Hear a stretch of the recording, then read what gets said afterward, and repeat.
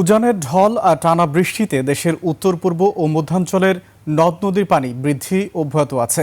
রাজবাড়ীর পদ্মার পানি বাড়ায় প্লাবিত হচ্ছে নতুন নতুন ফসলি জমি।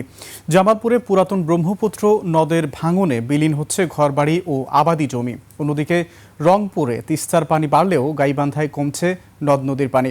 উজানের ঢলে আর বৃষ্টিতে নতুন করে পানি বাড়ার শঙ্কা থাকায় কাটেনি বন্যা আতঙ্ক। প্রতিনিধিদের তথ্য ও ভিডিওতে আর জানাচ্ছেন মনোয়ার হোসাইন।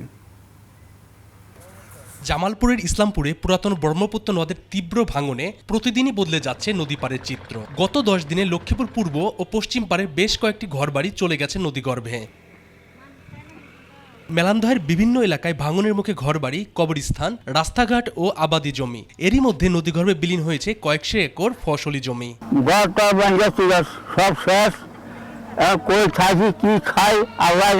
নদী ভাঙতেছে, আঙ্গুর জায়গা নাই, আঙ্গুর জমিন নাই, আমরা জামু করাই। আমার বয়সে 5 বার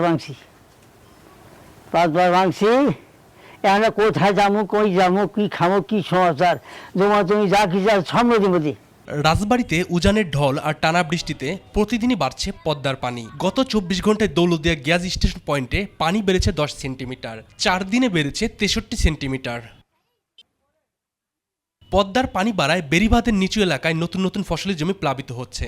তলিয়ে যাচ্ছে পাট সহ বিভিন্ন ফসল। পানি উন্নয়ন বোর্ড জানিয়েছে উজানের ঢল আর বৃষ্টিতে পদ্মার পানি আরও বাড়তে পারে, তবে এখনই বড় ধরনের বন্যার আশঙ্কা নেই।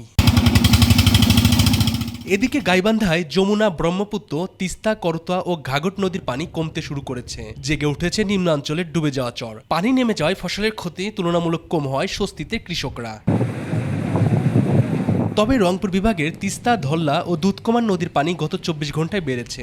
আগামী 3 দিন পানি আরও বাড়তে পারে বলে পূর্বাভাস দিয়েছে পানি উন্নয়ন বোর্ড। এদিকে নীলফামারী, লালমনিরহাট, কুড়িগ্রাম ও রংপুর নিম্নাঞ্চলে স্বল্পমেয়াদী বন্যার আশঙ্কা রয়েছে। পানি বাড়ার কারণে ভাঙতেছে আমাদের সুপারি বাগান, কলার বাগান সব ভেঙে চুরে যাইতেছে। অন্যদিকে সিরাজগঞ্জে গত 2 দিন ধরে কমছে যমুনার পানি। সকালে শহর রক্ষাবাদ হাট পয়েন্টে 11 সেন্টিমিটার কমে বিপদসীমার 77 সেন্টিমিটার নিচ দিয়ে প্রবাহিত হচ্ছে। পানি উন্নয়ন বোর্ড জানিয়েছে ভারী বন্যার আশঙ্কা নেই। মনোয়ার হোসাইন, 21 টেলিভিশন।